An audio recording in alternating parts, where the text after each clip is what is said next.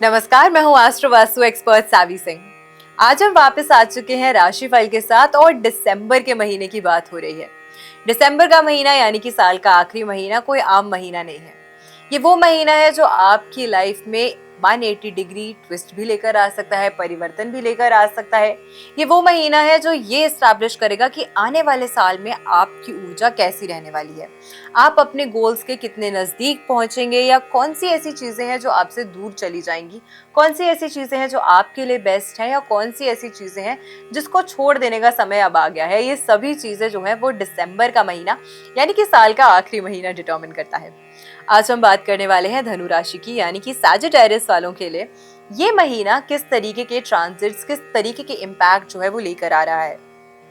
अगर हम बात करते हैं धनु राशि की तो आप राशि चक्र की 9वीं राशि हैं। ये भाग्य के भाव की राशि मानी गई है और आपकी राशि का नेतृत्व करते हैं देवगुरु बृहस्पति, जो कि नेचुरली अपने जीवन में ज्ञान के और धन के कारक तो माने ही गए हैं, लेकिन ग्रोथ, प्रॉस्पेरिटी और विस्तारता के कारक भी माने जाते हैं। अब ऐसे में आपके लिए सभी ग्रहों की ऊर्जा इंपॉर्टेंट है, लेकिन आपकी राशि का नेतृत्व करने वाले ग्रह की जो ऊर्जा है वो ये डिटरमिन करती है कि आप अपने जीवन में क्या पसंद करते हैं, क्या नापसंद करते हैं, क्या करना आपके लिए फायदेमंद है और कौन सी ऐसी चीजें हैं जिसे आपको आज ही त्याग देना चाहिए। जब हम गुरु की बात करते हैं, जब हम देवगुरु बृहस्पति की बात करते हैं तो उनके ट्रांजिट को समझते हैं। सबसे पहले इस महीने के दौरान या इस साल के दौरान जब देवगुरु बृहस्पति ने ट्रांजिट किया 14 मई को, तो उन्होंने गोचर करके अपनी अतिचारी मूवमेंट जो है उसे स्टार्ट कर दिया।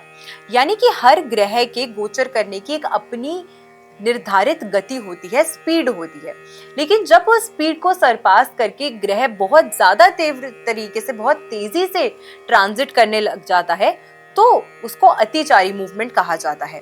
अब इस साल के दौरान देवगुरु बृहस्पति अतिचारी तो चल ही रहे हैं, लेकिन 11 नवंबर को वो अपनी उच्च राशि कर्क राशि में जाके रेट्रो भी हो गए और 5 दिसंबर तक ये इसी कर्क राशि में रहने वाले हैं और फिर रेट्रो मूवमेंट करते करते मिथुन राशि में ट्रांजिट कर जाएंगे। सबसे पहले अगर हम देवगुरु बृहस्पति की ही ऊर्जा को समझते हैं तो ये आपकी राशि से अष्टम और सप्तम भाव की राशियों को प्रभावित करते हुए या सप्तम भाव को प्रभावित करते हुए नजर आएंगे। अष्टम भाव में जब तक देवगुरु बृहस्पति रहेंगे तो इसके वजह से आप लोगों के लिए खास करके ये जो समय है ये कहीं पर भी बहुत ज्यादा इम्पोर्टेंट, निवेश करने के लिए बहुत समय जो है वो महत्वपूर्ण है, क्योंकि ये समय ऐसा है जहाँ पे आपको ध्यान देना है कि आप कहाँ निवेश करते हैं और कहाँ नहीं। अगर आप शॉर्ट टर्म डील्स में या फिर शॉर्ट टर्म इन्वेस्टमेंट्स में इस समय के दौरान पैसा लगाएंगे तो वो पैसे से आपको जो बेनिफिट मिलने वाला है वो बहुत ज्यादा फेवरेबल नहीं होगा। इसीलिए लॉन्ग टर्म इन्वेस्टमेंट्स करना सबसे पहले आपके लिए इस समय के दौरान बेनिफिशियल साबित होगा। दूसरी चीज ये भी है कि जब सप्तम भाव से ट्रांजिट करेंगे देवगुरु बृहस्पति तो कुछ लोग जिनका विवाह ऑलरेडी हो चुका है उनके संबंधों में थोड़ी सी परेशानियां या कठिनाइयां आएंगी, क्योंकि यहाँ पर देवगुरु बृहस्पति जो है वो वक्रीय मूवमेंट में है, वो रेट्रो मूवमेंट में है। जब ये प्लैनेट सीधी चाल चल रहे होते हैं तो ये एक शुभ ग्रह माने गए हैं, लेकिन जब ये प्लैनेट रेट्रो मूवमेंट में आ जाते हैं तो अपने फलों में थोड़ी सी कमी करते हैं, डिले करते हैं और संघर्ष बढ़ा भी देते हैं। इसी के साथ जब बृहस्पति इंडिविजुअली इस भाव से गोचर करते हैं तो थोड़ा सा आपके स्वभाव को ज्यादा डोमिनेटिंग बना सकते हैं, चाहे वो आपके पर्सनल लाइफ के पार्टनर के प्रति हो या फिर बिजनेस में या जिस व्यक्ति के साथ आप अपने कार्यस्थल में पार्टनरशिप करते हैं, कार्य करते हैं, उसके प्रति ही क्यों ना हो। तो ऐसे में आपके रिलेशनशिप्स में इस समय के दौरान, इस गोचर के दौरान थोड़ी सी कठिनाइयां जो है वो भी आती हुई इंडिकेट होती हैं, जो कहीं ना कहीं आपकी मान प्रतिष्ठा को थोड़ा हार्म भी कर सकता है। इसीलिए भी आपके लिए बहुत महत्वपूर्ण हो जाता है कि इस समय के दौरान आप अपने दूसरों से बात करने के तरीके पे, आप अपनी ओपिनियंस को किस तरीके से रखते हैं, वो बहुत ज्यादा आपके लिए इस गोचर के दौरान महत्वपूर्ण होगा। सूर्य की अगर हम बात करते हैं तो सूर्य 15 दिसंबर तक वृश्चिक राशि में यानी कि आपकी राशि से 12वें भाव में व्यय के स्थान पर गोचर कर रहे हैं। द्वादश भाव कुंडली का व्यय का स्थान माना गया है। ये हॉस्पिटल्स और जेल यात्रा को दिखाता है। अब डरने की बात नहीं है, लेकिन जनरली एक भाव से आने वाली जो ऊर्जा है, जब वहां पे प्लैनेट्स गोचर करते हैं, ट्रांजिट करते हैं, तो वहां से आने वाली एनर्जी को कहीं ना कहीं एक्टिवेट करते हैं। आपकी इंडिविजुअल कुंडली में ग्रहों की प्लेसमेंट कैसी है, वो भाव कितना पॉजिटिवली इन्फ्लुएंस्ड है, कितना नेगेटिवली इन्फ्लुएंस्ड है, या वो ग्रह कितना पॉजिटिवली या नेगेटिवली इन्फ्लुएंस्ड है। ये कई सारी चीजें होती है जो इन डिटेल में स्टडी करके बताया जाता है कि आपके ऊपर गोचर का इम्पैक्ट कितना ज्यादा होगा। लेकिन गोचर का इम्पैक्ट हर व्यक्ति पर पड़ता है, ये भी सत्य बात है।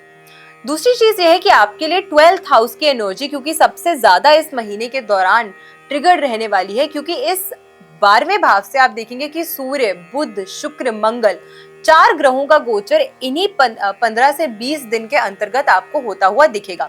7 दिसंबर तक मंगल आपके 12वें भाव में प्लेस रहेगा। 15 दिसंबर तक सूर्य यहाँ प्लेस्ड रहने वाले हैं। 20 दिसंबर तक बुध ग्रह यहाँ से शुक्र ग्रह यहाँ से गोचर करने वाले हैं, और 29 दिसंबर तक बुध ग्रह जो है वो आपकी राशि से 12वें भाव की राशि में गोचर करने वाले हैं। तो ऐसे में जब इतने सारे प्लैनेट्स की युति, कंजंक्शन, ट्रांजिट यानी कि गोचर इस एक प्रत्येक भाव से होता है, तो उसकी एनर्जी भी इन्फ्लुएंस्ड होना लाजमी बात है। अब यहाँ पर आप देखेंगे कि इस महीने के दौरान आपके सबसे पहले एक्सपेंडिचर्स जो है वो बढ़ते हुए आपको नजर आएंगे। काफी सारे लोग फॉरेन यात्रा पर भी जा सकते हैं, जो आपके लिए फेवरेबल साबित होगा। ऐसे लोग भी होने वाले हैं जो इस महीने के दौरान हो सकता है कि बार बार हेल्थ इश्यूज की वजह से परेशान रहकर हॉस्पिटल के चक्कर जो है वो ज्यादा लगा रहे हैं, बार बार लगा रहे हैं। या अगर आपका स्वास्थ्य परिवर्तित नहीं है, आपका स्वास्थ्य खराब नहीं है, तो घर में, फैमिली में, फ्रेंड सर्कल में कोई ना कोई व्यक्ति जो है वो बीमार रहेगा। शायद हो सकता है उन्हें देखने ही क्यों ना आपको बार बार हॉस्पिटल जो है वो आना जाना करना पड़ रहा है। तो इस तरीके की एनर्जी जो है वो आपके लिए दिसंबर के महीने में खास करके ट्रिगर होती हुई इस महीने के दौरान नजर आती है। मूविंग फर्दर अगर हम बात करते हैं एक और महत्वपूर्ण ग्रह की, जैसे हमने ऑलरेडी डिस्कस किया कि गुरु का ट्रांजिट जो है वो आपकी राशि से, क्योंकि अष्टम और सप्तम भाव को प्रभावित कर रहा है, तो किस तरीके की इन्फ्लुएंस आपके ऊपर पड़ने वाली है। क्योंकि गुरु भी एक धीमी गति से चलने वाले प्लैनेट है, और गुरु की ही तरह एक और धीमी गति से चलने वाले प्लैनेट है शनिदेव, जो कि मीन राशि से गोचर कर रहे हैं और 2.5 साल के लिए इसी राशि से ट्रांजिट करने वाले हैं, क्योंकि इन्होंने 2025 में 29 मार्च को ही अपना राशि परिवर्तन जो है वो किया था, जब नया संवत शुरू हुआ था। अब ऐसे में आपकी राशि से चतुर्थ भाव में शनिदेव की प्लेसमेंट है। वो लोग जो अपना नया एसेट बनाना चाहते हैं, नया घर खरीदना चाहते हैं, प्रॉपर्टी में कुछ इन्वेस्ट करना चाहते हैं, कुछ लेन देन करना चाहते हैं प्रॉपर्टी के लिए, उनके लिए ये समय जो है वो काफी फेवरेबल है और काफी अच्छा नजर आता है। आप ऐसा कर सकते हैं। लेकिन शनि की यहाँ पर प्लेसमेंट जो है वो थोड़ा सा इस कार्य में डिलेज लेकर आ सकती है। ऐसा नहीं है कि आप अपना कार्य कर नहीं पाएंगे, लेकिन अपनी टाइमलाइन जो आपने सेट करी है कि अगर आपको लगता है कि मुझे 6 महीने के अंदर एक प्रॉपर्टी जो है वो परचेज करनी है, तो हो सकता है कि 6 के 8 महीने हो जाए, 10 महीने हो जाए। यानी कि कार्य में विलंब लेकर आने का कार्य जो है वो शनिदेव करते हैं, और यहाँ पर जो शनि की प्लेसमेंट है वो थोड़ा सा परेशानी दे सकती है। दूसरी चीज मदर की हेल्थ यानी कि माता का स्वास्थ्य जो है वो शनि की इस प्लेसमेंट की वजह से भी थोड़ा सा प्रभावित रह सकता है। तो अपनी मदर के स्वास्थ्य का विशेष करके ख्याल आपको रखना है। हो सकता है कि उनके ऊपर कुछ शारीरिक कष्ट या फिर मानसिक तनाव की वजह से उनकी हेल्थ जो है वो ज्यादा परेशानी में आ रही है, तो उनके साथ कुछ अच्छा समय बिताइए। उनके साथ आप कुछ अच्छे मोमेंट्स जो हैं वो शेयर कीजिए। उनके साथ में आप उनकी हेल्थ का जो है वो विशेष करके ख्याल रखिए।